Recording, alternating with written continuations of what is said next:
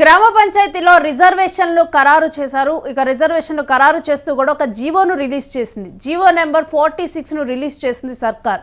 Rotational పద్ధతిలో SC, ST, బీసీల women రిజర్వేషన్ల అమలు కూడా కొనసాగనుంది.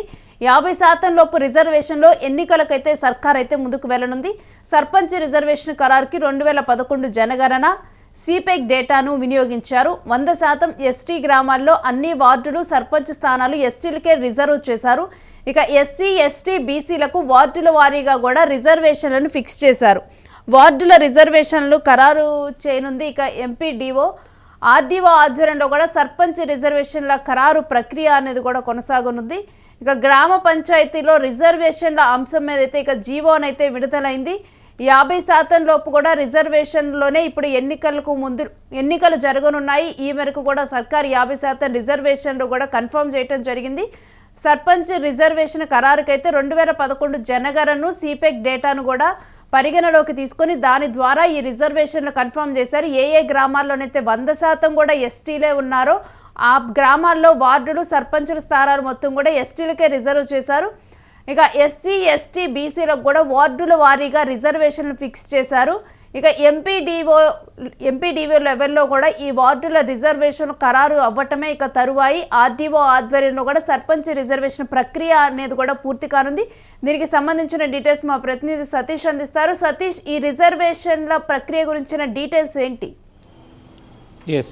జస్ట్ ఇప్పుడే ఇంతకుముందే జియో 46 ద్వారా రాష్ట్ర ప్రభుత్వం జీవోనైతే విడుదల చేసింది.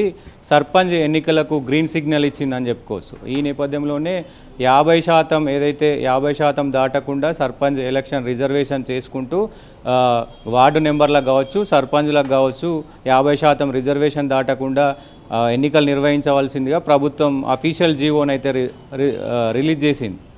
సో ముఖ్యంగా ఈ జీవోకు సంబంధించి దీంట్లో అంటే గతంలో 2018లో ఏ యాక్ట్ అవుతుందో ఆ యాక్ట్ ద్వారానే రిజర్వేషన్ల ప్రక్రియ మొత్తం కూడా కొనసాగుతూ ఉంది. సో కొత్తగా చేర్చింది ఒక బీసీ సెన్సెక్స్ తప్ప దీంట్లో ఎలాంటి చేర్పులు లేవు. బీసీ సెన్సెక్స్ మొన్న కాంగ్రెస్ ప్రభుత్వం ప్రతిష్టాత్మకంగా చేసినటువంటి బీసీ సెన్సెక్స్ ఇది ఒక్కటి మాత్రమే సర్పంచులకి కేటాయించారు. సో ఇది తప్ప ఎలాంటి మార్పులు లేవు. సో ముఖ్యంగా బీసీలకు సంబంధించి ఒకవైపు బీసీలు తమకి 42% కావాలి అంటూ పెద్ద ఎత్తున ధర్నాలు, రాస్తారోకోలు చేస్తున్న తరుణంలో ప్రభుత్వం ఈ జీవోని తీసుకురావడం కొంచెం చర్చనీయాంశమైందని చెప్పుకోవచ్చు. మొత్తానికి గ్రీన్ సిగ్నల్ అయితే వచ్చింది. సో ఇది ఎక్కడి వరకు ఒకవైపు డిసెంబర్ 11 తేదీ ఫస్ట్ విడత, డిసెంబర్ 14 తేదీ సెకండ్ విడత, డిసెంబర్ 17 తేదీన మూడో విడత ఎన్నికలు జరుగుతాయనేది కొంచెం చర్చనీయాంశమైంది. ఇంకా అఫీషియల్గా డేట్లు అయితే రాలేదు. ఆ తేదీలలో 3 విడతల వారీగా సర్పంచ్ ఎలక్షన్స్ జరుగుతాయనేది అయితే వినబడుతున్న ఇది ఉంది.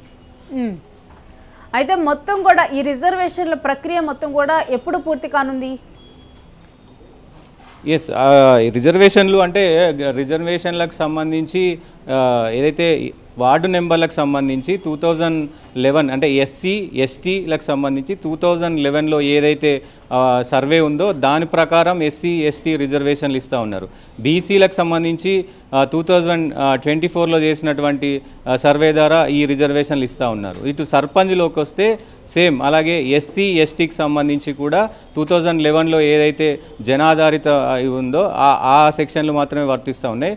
ఓన్లీ సర్పంచ్ బీసీలో మాత్రం ఏదైతే 2024లో సర్వే ఉందో ఆ సర్వేని పరిగణనలకు తీసుకొని ఈ రిజర్వేషన్ల ప్రక్రియ చేస్తూ ఉన్నారు. 50% మించకుండా సీట్లు కేటాయించాల్సిందిగా ప్రభుత్వం జీవోని జారీ చేసింది. Right, thanks for the details Satish.